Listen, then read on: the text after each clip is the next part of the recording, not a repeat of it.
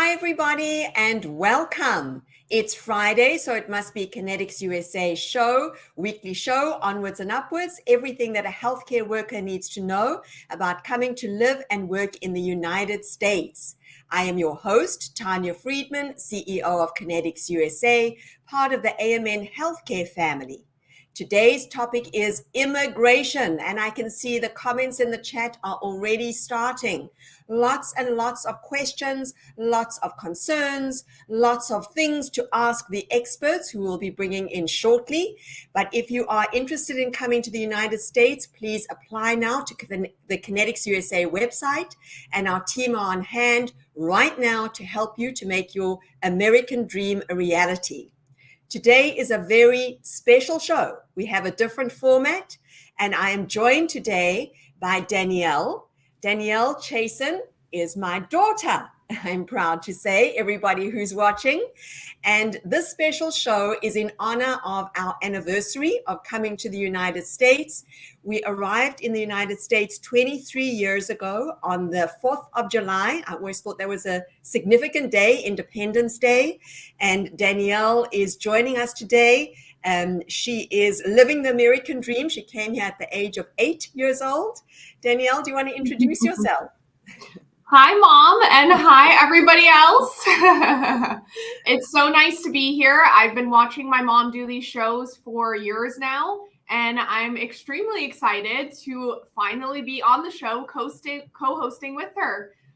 Thank you for the introduction, Mom. A little bit about me. I am a lawyer. In my past life, I practiced at a big firm, and now I am at Kinetics. I help out with a lot of our business development, a lot of our different projects. I help all of our different teams. So maybe you've seen me before if you work with the Kinetics team. And I've been here for almost 2 years now, or a little over 2 years, actually. But very excited to finally be on the show with you, Mom. Special day. Thank you, Danielle. Everybody joining us around the world. I see we have a lot of questions in the chat right now.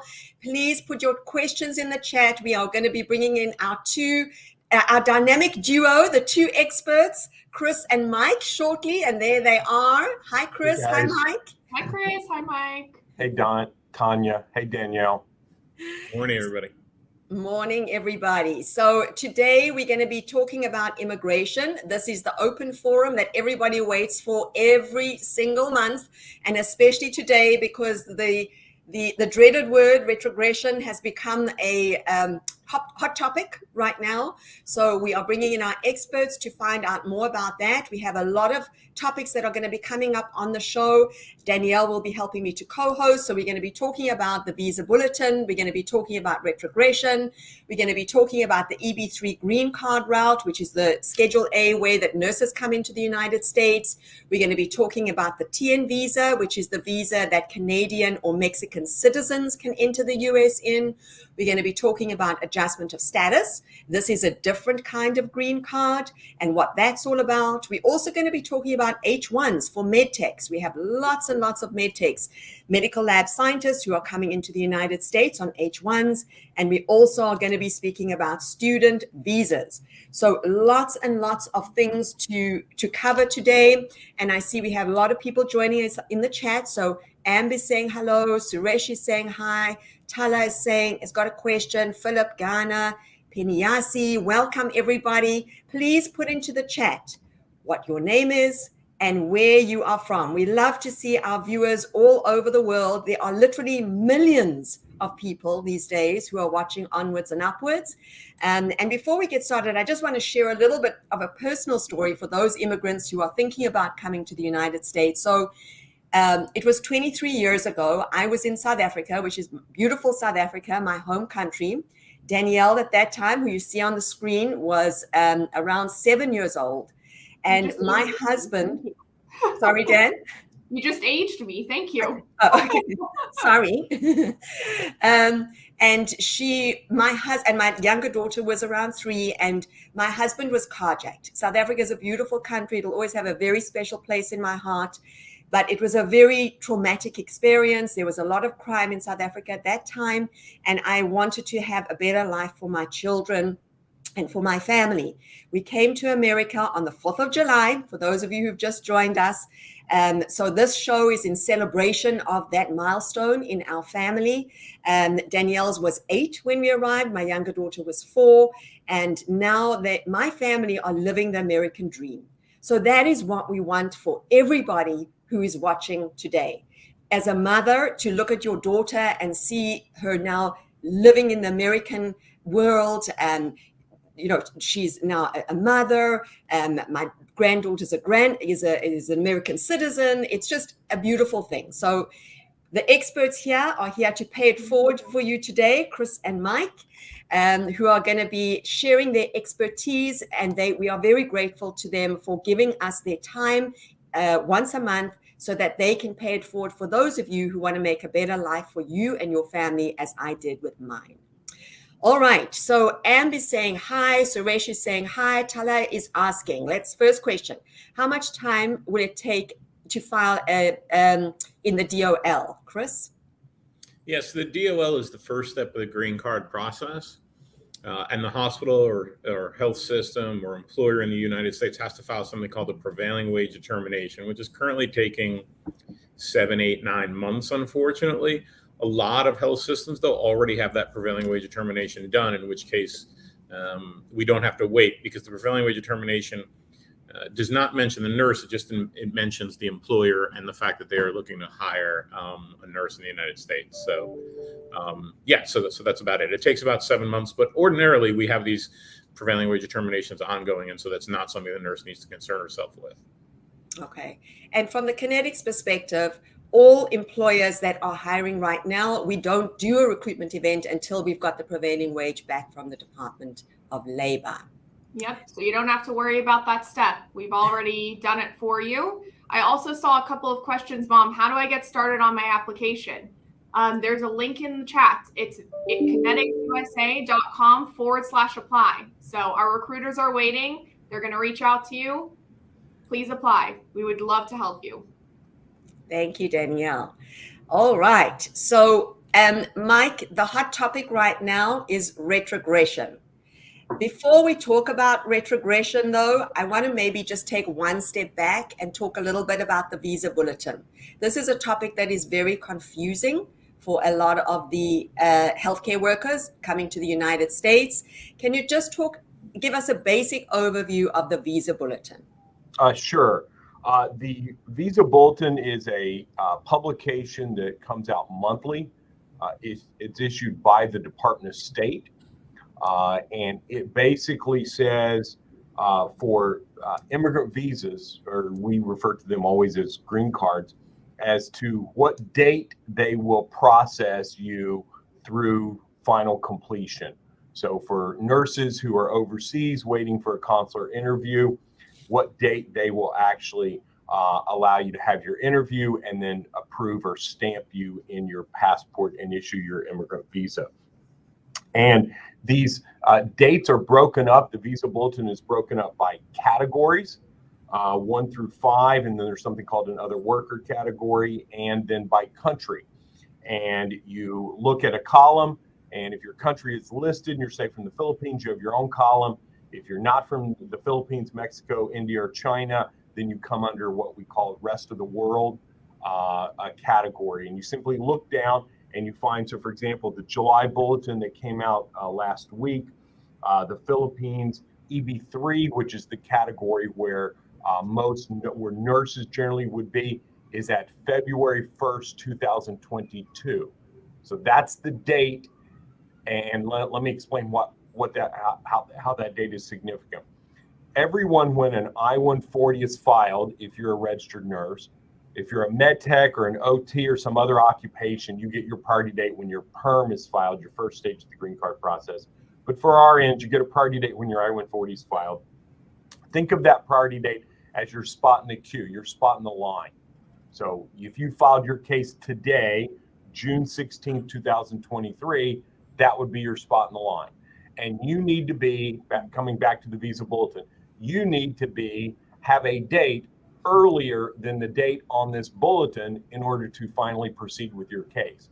So if your case was filed on January 1st, 2022, then you are what we all refer to as current, because January 1st, 2022 is your date. You look at the visa bulletin and you see it's February 1st, 22, you know that you can move forward. If, however, your case was filed on February 15th, 2022, you are not current. So you're not at the front of the line. So your case will hold in the place it's at until such time as the date moves forward to get past your date, and then your case can move forward. The visa bulletin is available for free. It's public. You can sign up at the Department of State website to get it received.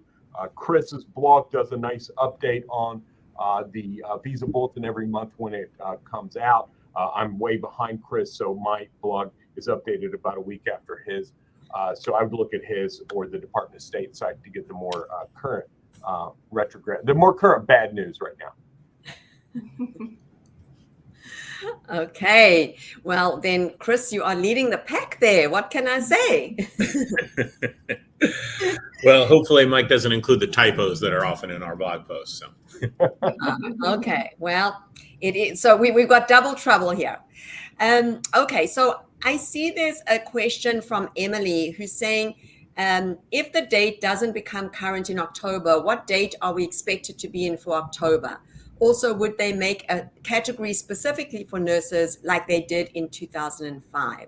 So Chris, so let's move on to the retrogression, right? So Mike gave us a great, explanation of the visa bulletin.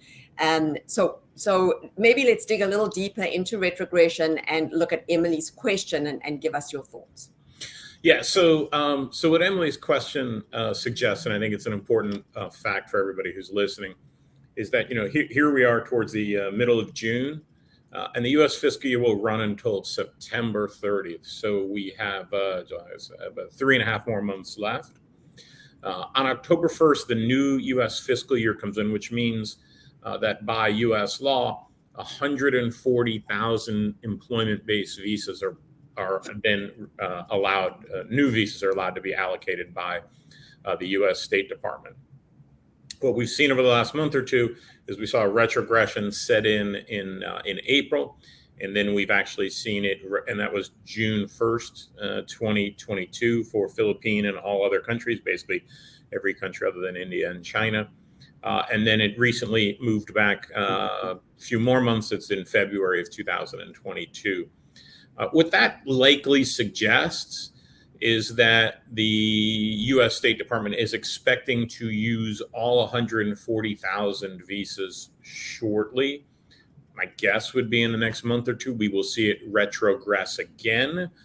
And or it might even, they might even put a U instead of a date. And that just simply means the category has fully been used and therefore the visas are unavailable, which is what the U stands for.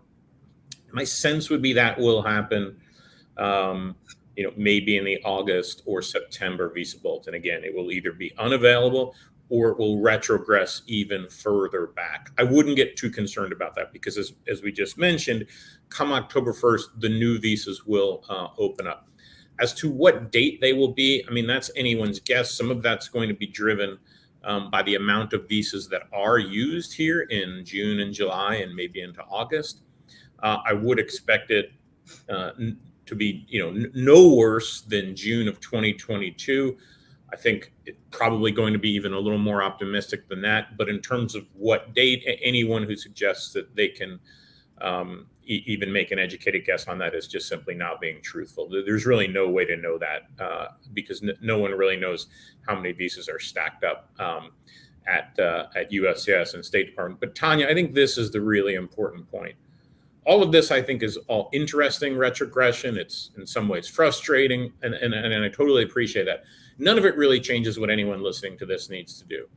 The reality is, even if you filed your visa today, you're going to get your green card maybe in 18 months, something like that, maybe 20 months, maybe a little longer, maybe a little shorter, because again, predicting the future is really a fool's errand to some point.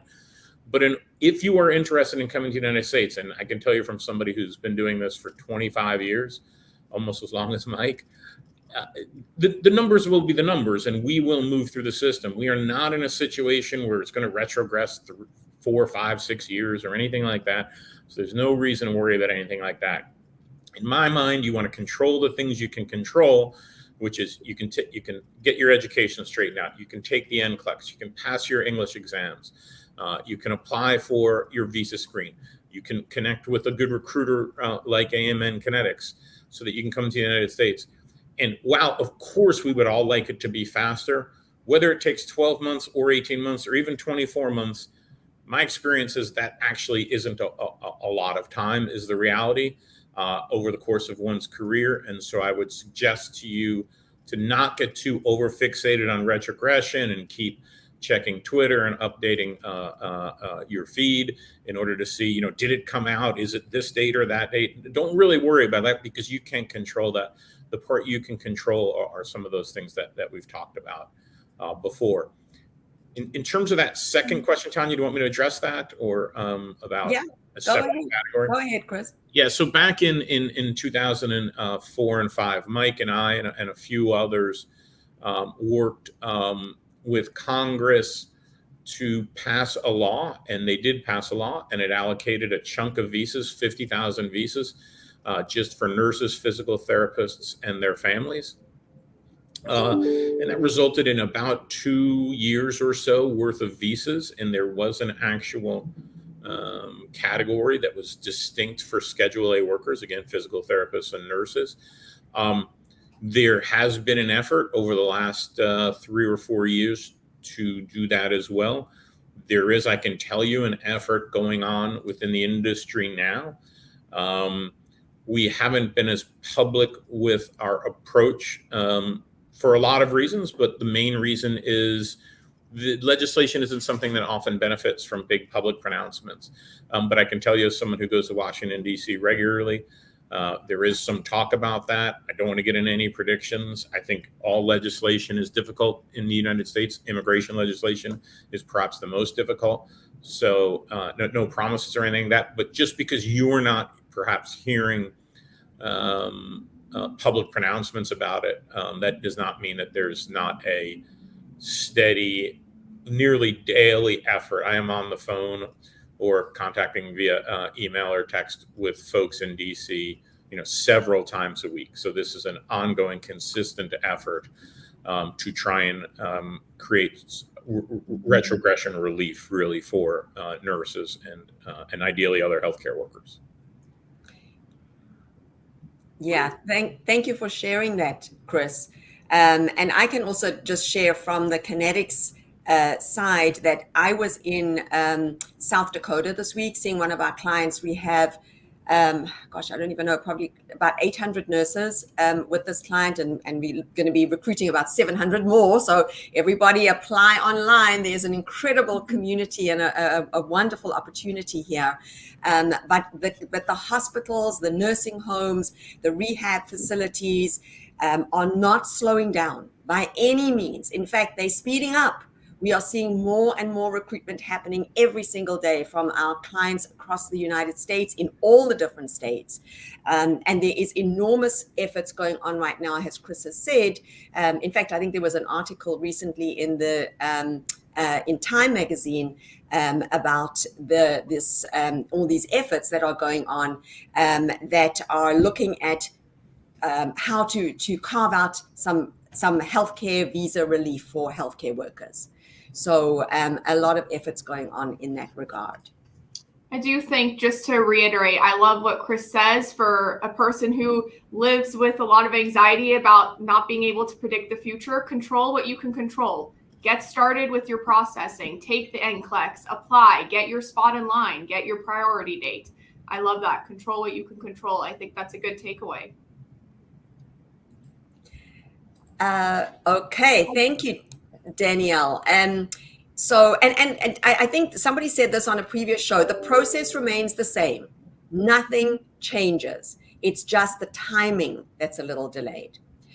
All right, so let's move on now to Nadia. Nadia has a question. As a medical technologist going to the US through the H1 route, I understand that my dependent will not be able to work initially. At what point is my dependent able to work, Mike? So your dependent H4 spouse can only work once you have an I-140 approved. And so once you come to the U.S. On an H-1B, that's a temporary work visa. Your initial visa was probably valid for 3 years. At some point, your employer is going to initiate a green card case for you. The timing for them to initiate that is going to vary from an employer to employer. There's no law that says they have to do it by a certain time. There's no law that says they have to do it at all. But obviously, most employers are willing to do it. Some may wait 6 months, some may wait a year, some may wait 3 months. But let's pretend that your employer has initiated a case today. Unlike RNs, where, as Chris mentioned at the beginning of the call, and I think Danielle reiterated that you guys don't recruit until there's a PWD in place.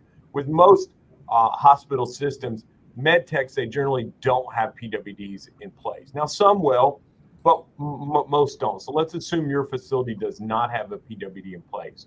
They're going to do a prevailing wage request through the Department of Labor. It's going to take 7 to 9 months. They're then going to file the case with the Department of Labor. That's going to take about another 9 to 10 months. So we're at about somewhere between the 1.5 to 2 year mark to get through first stage, which is called PERM or labor certification. After that stage, then you can file the I-140. The I-140 can be done under premium processing for an additional filing fee of $2,500, and that can be processed in 3 weeks. So you get your PERM approved, you then do an I-140, then your spouse is eligible to file for their work card, and their EAD card is taking 4 to 6 months after that. So I would estimate 2.5 years is probably a decent estimate for your spouse to be able to work. One of the other things to keep in mind, though, is that your H4 spouse may have work visa options independently of you. And so those should be explored as to whether maybe do they qualify for an H1 or some other work visa status. But if they're simply dependent upon you, 2.5 years is probably fairly reasonable. Thank you, Mike. That's very interesting and very informative, especially with the timeline. I'm sure a lot of our nurses, I see a lot of questions about spouses being eligible to work on the H-1B visa. So I see another question in the chat I'd like to ask. I'm kind of curious. I know we can't really predict the future, but I am curious what happens when everything becomes current. So we have a question from Joyce. Joyce says, "Hi, Tanya. When the EB3 comes current in October, hopefully, will the visa interview be scheduled in the same month for those that have DQ before the retrogression?" I guess Joyce's question is kind of what will happen? What's kind of the process for those who have been retrogressed? Mike or Chris, would either of you like to take this one? I'll open it up. Okay, sure. I will say the bad news. I don't think all the dates are going to become current in October. So, sorry about that, but that's my opinion. I think the dates will move forward, but they're not going to all become current. If you are an individual who becomes current in October and you've already been DQ'd, then yes, you will be eligible to be scheduled for an interview. And the way those interviews are going to be done are going to vary by the consulate that you're at and whether or not they do interview notices like some consulates still do, whether they have a self-scheduling mechanism. And a lot of that probably is not yet determined by the consulates as to how they're going to handle that. Generally, things are done in order of DQ.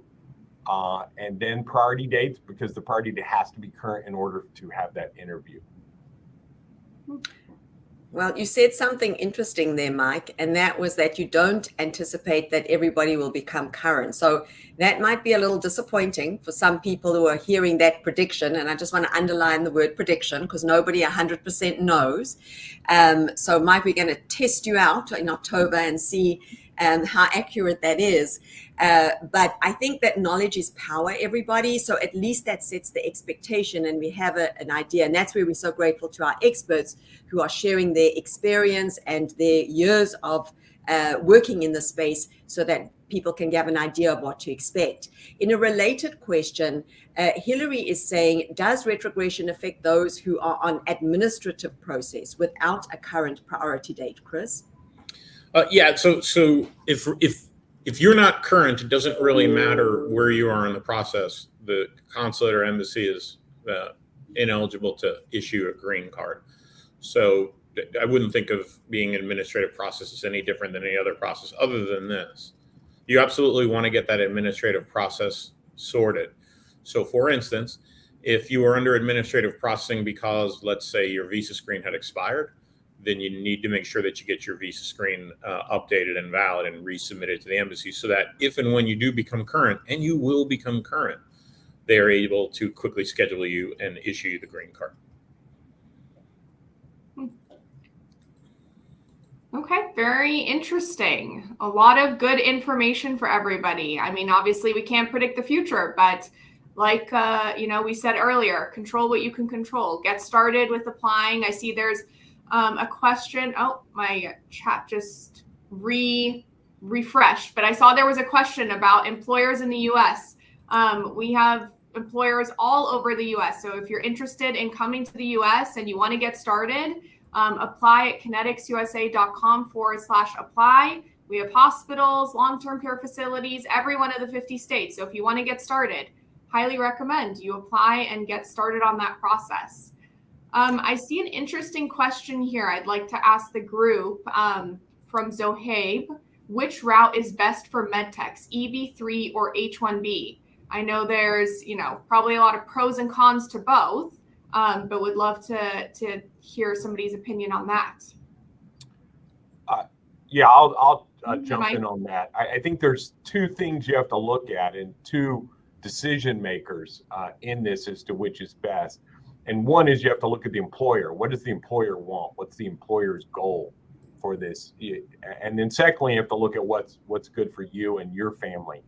And from an employer's perspective, if the employer is a nonprofit, cap-exempt employer, which means that they do not have to go through the H-1B lottery, they're going to be much, much more interested in doing an H-1B than, say, an employer who's not cap-exempt and has to go through the lottery.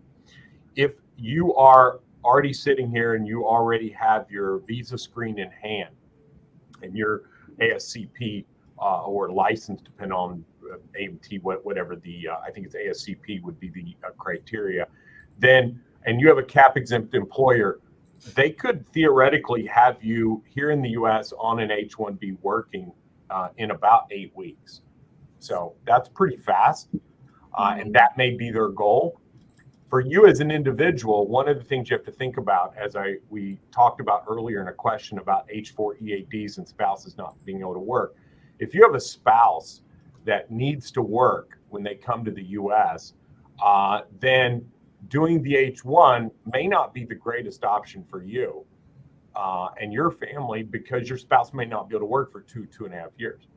But if you have a spouse who's not going to work, or maybe you're a smart person and don't even have a spouse, then the H-1 makes perfect sense, because you're going to be here in 8 weeks. So I think you've got to look at those two factors together: your employer's needs, what's the best employer for you, and then your personal needs. And then I think you just need to explain that to your recruiter, your case manager there at Kinetics, to let them know, hey, here's what I would really prefer. Here's what I think works best for my family. And I'm sure they'll take all that into consideration. So there really are their choices, is what we're saying. And it depends on your situation as well as the client that you are being sponsored by. And that's really a great option for a MedTech. And we have hundreds of MedTechs that are being placed right now through Kinetics USA and through our sister company, O'Grady, Payton. There are many, many opportunities for MedTechs in the United States. So if you're a MedTech, if you've passed your ASCPI, please apply online, because we have a lot of opportunities for you. I saw there was a question that was kind of interesting, talking about is there a difference in the priority date for MedTechs and nurses? This question is from Paul. When does the priority date for MedTechs begin, as it is at the submission of the I-140 or at the labor certification? So I think, Chris, Paul is maybe getting a little bit confused about the H1s and the green cards. I know Mike gave us kind of the overview, but you want to maybe kind of dig into Paul's question a little bit. Yeah, no, sure. So the short answer, Paul, is that the priority date for a MedTech starts with the labor certification, which often is many months before the I-140. For the nurses, the priority date starts with the I-140. Now, if the analysis ended there, you would say, well, geez, why is it so much more favorable for the MedTechs? And actually, the reason is because nursing cases, we do not have to go through the PERM process. They go through a slightly different path called Schedule A. So we have both a PERM process for the MedTechs, and your priority date starts with the PERM filing. When the PERM process is finished, then a MedTech gets his or her I-140 filed, and then the last stage will be their consulate interview stage. Whereas with the nurse, they only do the second and third step in the process. The nurse's priority date starts with the filing of the I-140. So I think we've talked about a lot of different options for how someone can come to the U.S. I see a question that I'm actually interested in. I hadn't thought of this one, but I guess if you're trying to hedge your bets, you might be thinking this. Mabel has a question. Can you apply for multiple visa types at the same time? For instance, a student visa and an EB3 visa at the same time. Can you do that? Generally, no. There are some exceptions depending on the type of visa, but to answer their specific question, an F1 or a student visa is what is referred to as a non-immigrant intent visa. You are saying, I want to come to the U.S., I want to go to school, and when my schooling is over, I intend to return back home to whatever country I'm from, and that's where I'm going to live and work. And that's the representation you're making to the consulate in order to obtain the visa. However, when you file for a green card, an EB3 green card, you're making the representation that I want to live in the U.S. permanently. So those are inconsistent with each other. So if you've already filed an I-140 EB3 green card, your F1 visa would never be granted. Now, there's probably some rare exceptions to that, but generally speaking, it would not be granted. There are some visas that have what are called dual intent. The H-1B is one of them.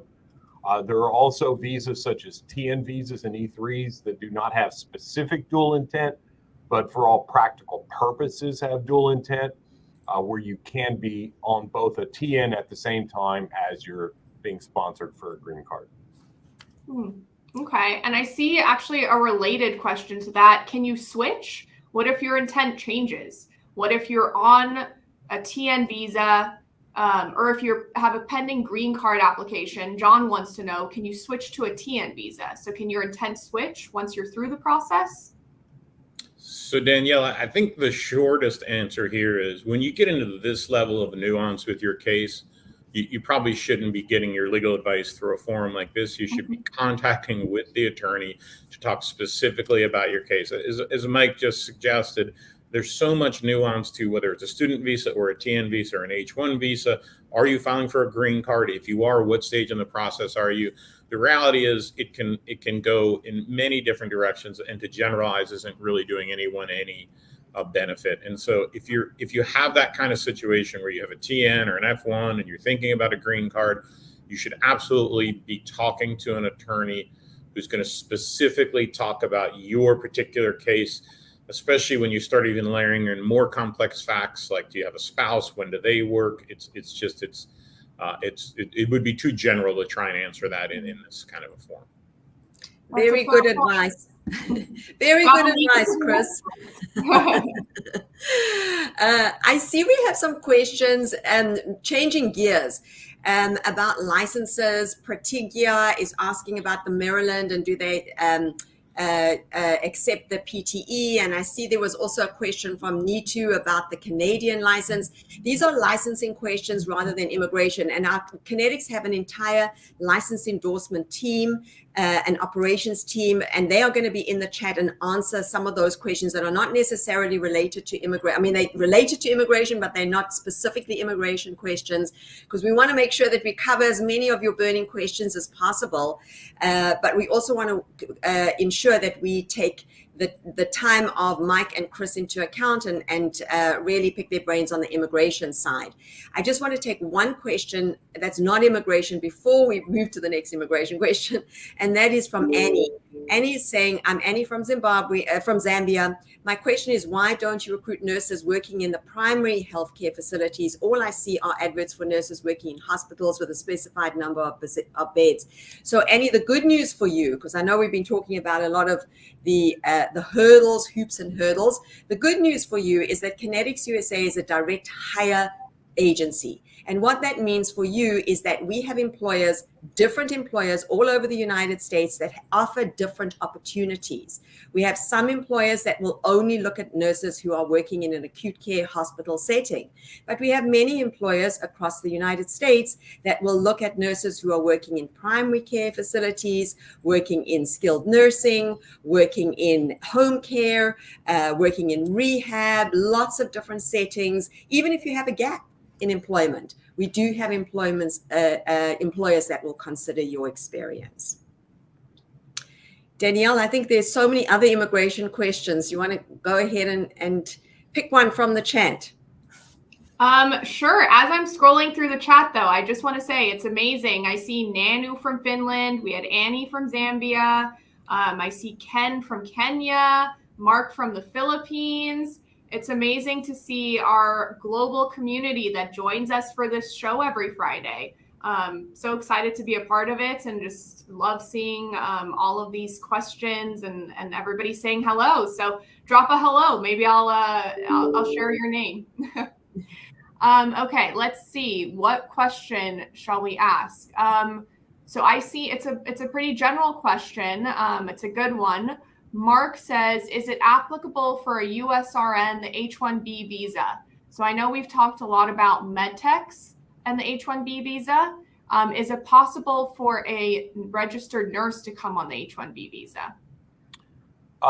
Generally, no, but there are some exceptions. The H-1B visa requires a BSN, and for most international RNs, they have a BSN. So they meet that standard. However, that BSN criteria goes not just to the RN or the beneficiary, but also to the physician. And in all 50 states in the US, a BSN is not required for licensure. An associate's or diploma is sufficient. And for the large majority of employers in the US, a BSN is not required as well, which means that you may qualify, but the job doesn't qualify. So the general answer is no. There are some exceptions. There are some hospital facilities where a BSN is mandatory, and there are certain positions where a BSN is required, but not very many. So the short answer is generally no. Yeah. And I think from our side, I mean, we've been doing this for many, many years, as Mike and Chris, and there are so few hospitals that will meet that requirement. But the good news is that we have some. So if that is something of interest to you, then please apply online and our team will help you with that opportunity. We have a question from Donna, who's asking if priority date is 2004. My goodness, Donna, you've been waiting for a long time to come to the United States. We need to get you here. How many months or years to wait to get a visa, Chris? So if somebody had a previous priority date that far ahead, how long do you estimate it would take for Donna to get to the United States? Yeah. So, I mean, the reality is if the hospital or health system or staffing company has a prevailing wage determination that's current, we can go ahead and file your I-140 tomorrow, probably get it approved in 15 or so days, maybe July 1st. And then you would be scheduled for an embassy appointment, really, no matter what your nationality is, if you have a, nearly 20-year-old priority date. One thing to keep in mind, we're going to have to prove that priority date is still out there. So you're going to need documents. Sometimes we do help nurses track down those documents with a Freedom of Information Act request with the U.S. government. Candidly, something that's that old, it may be hard to do that. But if we can prove that you still have a 2004 priority date, yeah, you could probably be in the United States maybe by the end of this year, certainly early next year. So Donna, you need to get on that. We need to get to the United States. That is a very long time to been waiting in this process. And we know it takes a long time, but it's time to make your American dream a reality. Right, Danielle? Donna, yeah, and some good news for Donna. That's, I mean, she's been waiting a long time, but now might be the time. I see a question in the chat that I think, switching gears a little bit, I'm sure a lot of our nurses are curious. So Kay Mendoza asks, for nurses under EB3, does immigration mandate certain fees be paid by sponsor? So I know for a lot of our nurses, they're curious, what am I going to get when I move to the US? So with Kinetics, you're coming as direct hire. So that means you're going to be the employee of that hospital. You're going to be earning the same salary as a US nurse with the same level of skill and education. And you're also going to be getting what we call a nurse package. So that's going to be all of the stuff that the hospital is going to offer you to defray your cost of moving, which is probably going to include your legal and government fees. But is there anything that immigration mandates that they pay for these fees? Mike or Chris? It's a little more complicated in the Schedule A RN context, because what the government mandates is in the green card context overall that the employer pay the portion that relates to the Department of Labor. So in a MedTech context, that's very easy. They have to pay for the advertisements. The employer has to pay for the entire cost of the perm process. Since there is no perm process in the Schedule A context, it's a little harder. However, there is a prevailing wage request, and there is a internal posting or union notification that's done. And those are technically Department of Labor processes. So you could make the argument that there is a small amount that is required to be paid by the employer by regulation, but it would be a fairly small amount. So I think the point is really that they are, they're doing their parts. They're paying for that kind of beginning of the process, that prevailing wage process. But there's nothing in terms of mandatory fees. But the hospitals are offering nurse packages where they actually do generously cover those fees. And most of our employers actually pay what's called premium processing. So that means for your I-140 approval, you're going to get a determination back much quicker than you would if they weren't paying premium processing. So that's another benefit that you have if you come with a Kinetics employer. So again, no mandatory fees per se, I guess we could say, but they do offer a lot of items in your nurse package, which you'll find out about when you interview and you go through that whole process. Yeah, the employers right now are offering great packages. There is a lot of opportunity for nurses. There's a lot of appetite for nurses to come to the United States. There's a big nursing shortage, as everybody knows. So it's a good time still, even with the retrogression, to apply. Chris, Janet has a question. Can an NCLEX passer nurse who has H4 dependent visa apply for an EB3? So yes, very much so, and we generally encourage it. And I think Mike was saying this a little earlier in the session. So if you're listening to this later, you might want to rewind a little bit. In order for the nurse's spouse, the H4 holder, to get work authorization, the nurse herself, and for that matter, the spouse themselves, need to be into the green card process. And by doing the green card process, it will allow the spouse to get work authorization. So yes, and it's very common for our H-1B workers in all sorts of professions, including healthcare, to have an H-1B visa and at the same time a green card going on in the background.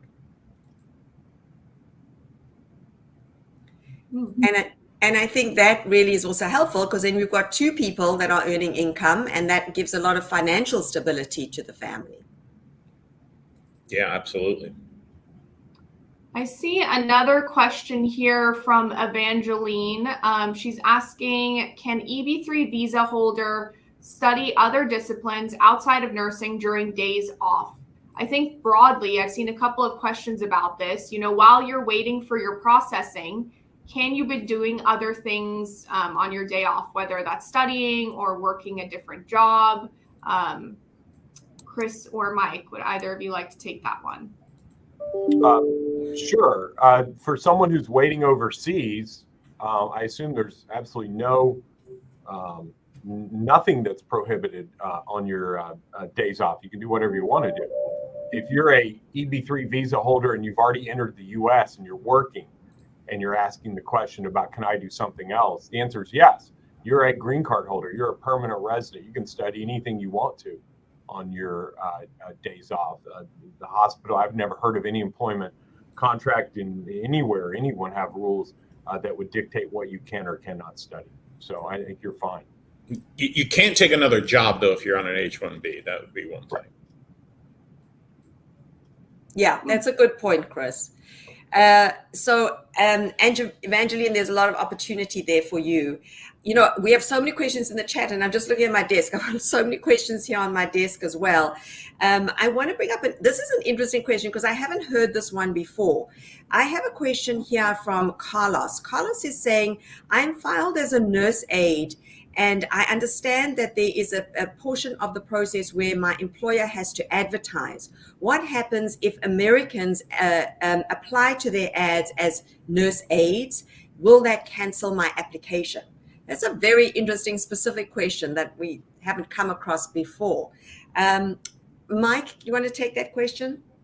Sure. Generally for positions like nurse aide positions and other positions that are being recruited for, the question isn't whether qualified U.S. applicants apply for the job.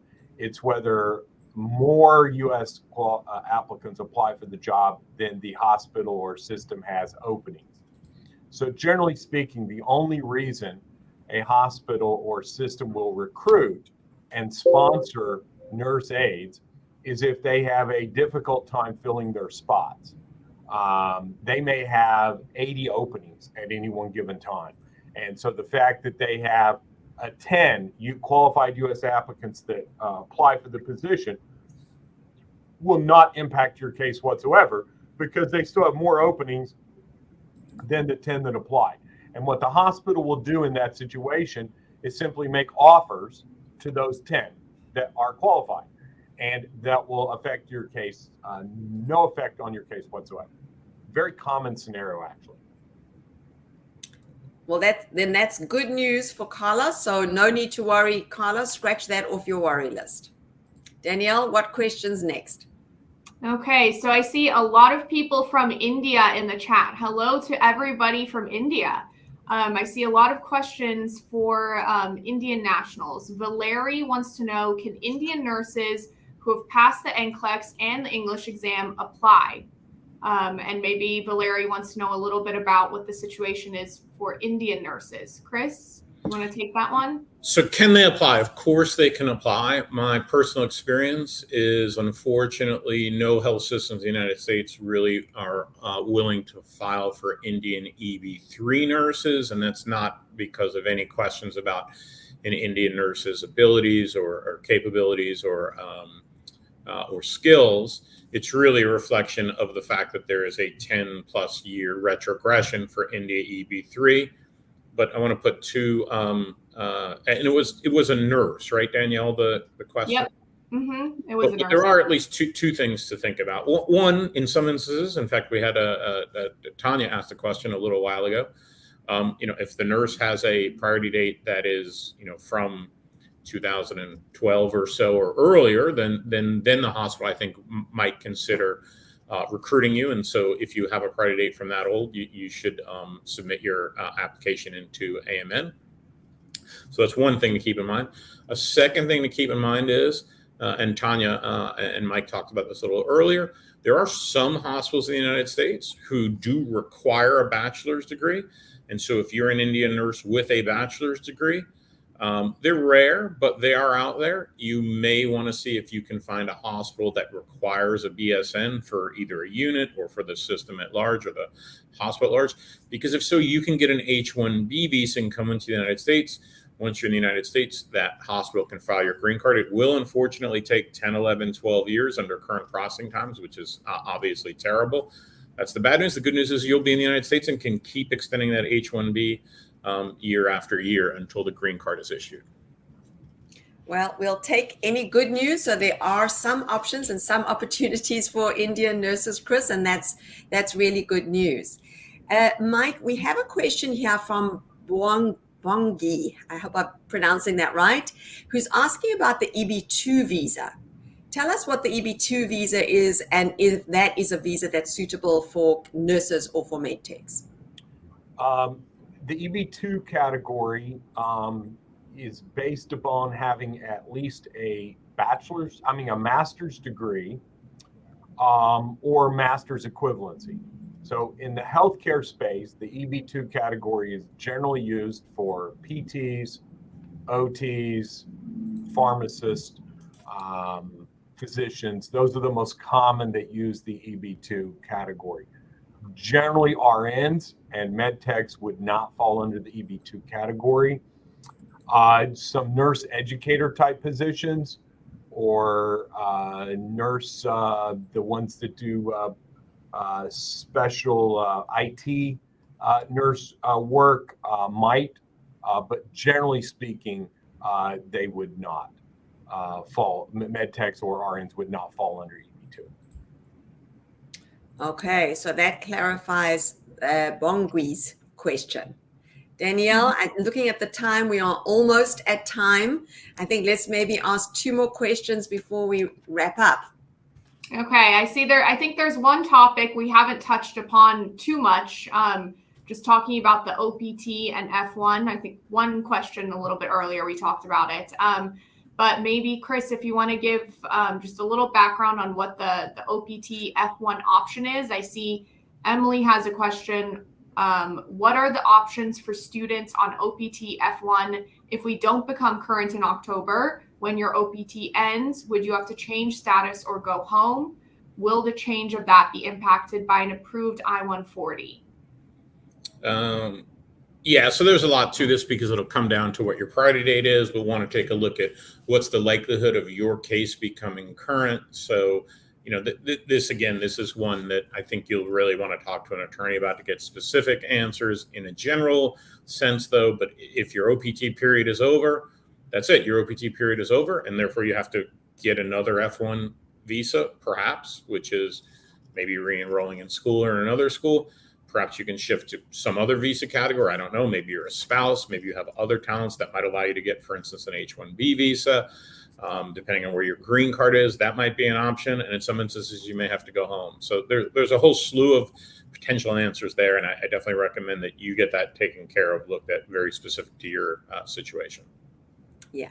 And I think that's a very important point, Chris, and that is there are sometimes instances where there are most oftentimes instances where you have to consult a lawyer one-on-one with your case and your specifics. So, don't think that you can, find these questions on a forum. That the information that Chris and Mike are sharing with us so graciously is general information. Specific information to your case, you would need to consult with an attorney. There's a question from Mary John. Is there any chance of passing any legislation to reduce the backlog in the near future? Now, Chris, I know you touched on this in the beginning of the show, but there was an article that came out recently in the press, I think it was at the beginning of June, talking about, and I think we have a graphic of that article. Can you maybe talk a little bit about this article specifically? Because those of you who haven't seen it yet might want to have a look at it and find out more about it. Chris? Yeah, this is a Time magazine, which, for a long time in the United States has been one of the premier news outlets in the United States. In the last maybe 10 years or so in the internet age, that's probably slowed down in its prestige. Having said that, it's still very well recognized publication. It was co-authored. It was an opinion piece co-authored by Kathleen Sebelius and Alex Azar, who were the United States Health and Human Services secretaries, both under Republican and Democratic administrations. And they jointly co-authored an article. And the idea of the article said that there is a massive nursing shortage looming here in the United States currently and expected to get much worse. And so they listed several suggestions they had. And most prominently, they noted increasing quotas for overseas nurses to come in and work in the United States. So that was a very positive piece of press. I know it's getting discussed in Washington, D.C. I've actually had some reporters call me to want to discuss the article for articles they're working on. So it is one good example of the idea that there is work being done to try and create a more favorable retrogression environment for overseas nurses. Having said that, it's not a law or anything. It was merely an opinion piece. But I think it's a very positive sign, and it's credible because we we see we're seeing folks talk about this. Thank you, Chris. So I thought that was a really nice way for us to kind of finish off, because immigration is, and I know this personally, as I said at the beginning of the show, I was an immigrant myself, came here 23 years ago, and can be, and Danielle, my daughter, for those of you who joined the show late. So, it's such a frustrating process. It takes so long. There are obstacles, there are roadblocks, but it can be successful, and there is hope that that there might be legislation change. There is hope for many of you with your questions in the chat. I'm so sorry we weren't able to get to everybody's question today because there is a lot of frustration right now about retrogression. The good news is the process continues. There is enormous need for healthcare workers in the United States. More and more employers are coming on board. They are looking for you. So please make sure to get your NCLEX done if you are a registered nurse, your ASCPI if you're a MedTech, and our team are waiting on hand to help you with making your American dream a reality, like I did with my family. So I wanted to thank everybody for joining us today. Thank you to Chris and Mike, the dynamic duo who come on once a month, and we are so grateful for your expertise. Thank you for paying it forward for others and sharing your expertise, your knowledge, and your experience with those healthcare workers around the world that are confused, frustrated, inspired by this show, and get a lot of information. I would also like to encourage everybody to go to the Kinetics USA website, because with Chris, Mike, and Mike's help, we have some guidebooks that have been put together by Kinetics. In fact, Danielle, as the Director of Special Projects, was actually the leader of those projects. And we have guidebooks on the EB3 green card process, on the TN process, on the adjustment of status process. So there is a lot of information to share on the Kinetics USA website if you have specific questions about those processes. Every week we have Onwards and Upwards, and so some upcoming shows that you can watch. On the 23rd, we have American Babies. So I didn't have my children in America, but I've got my grandchild that Danielle has bestowed on our family, my beautiful grandchild. So we're going to be talking about American Babies coming up on the 23rd. Stateside, we are doing Southern living. What is it like to live in any of the Southern states? On the 7th of July, Mike and Chris will be back for our immigration Q&A. On the 14th, we have a very interesting show. What is the difference between direct hire versus staffing model, and how does that impact healthcare workers? On the 21st, Kinetics Showcase on Arizona. So we are looking at what it's like to live and work in Arizona specifically. On the 28th, we'll have Equality, Diversity, and Inclusion. And on the 11th of July, once a month, we have the LaFora Talk Show. In fact, Kay Mendoza wrote in a question, and we love Kay and Anna and all of the LaFora admin who also give so much of their time to their fellow countrymen. And on the 11th of July, we were working alongside preceptors. This is a great show because this is really on the clinical perspective, how to get the most out of your process. Also, don't forget, on a Monday, we have the Kinetics College with our amazing partners Aspire, Swoosh, iPass, and Niners, who do an awesome job of giving free information and free education on the NCLEX, on the English exams, all the different English exams that the CGFNS and Joseph Sildney now accept. And last but not least, the Kinetics initiatives. So don't forget also that all Kinetics healthcare workers get a free English scholarship. We have the $1,000 referral fee extended until the 31st of August. Listen to our podcast, Nursing in America, Nurse Aid Program, our weekly show Onwards and Upwards, Kinetics College, and we also have many, many allied needs that are available. So I want to thank everybody for joining us. Thank you to my daughter, Danielle. This was a special show for me at the anniversary of our arrival in the United States 23 years ago.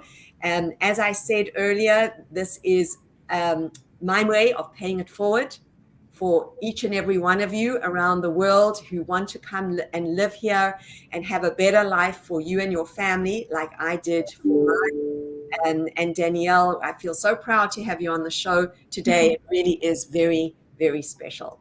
Thanks for having me join.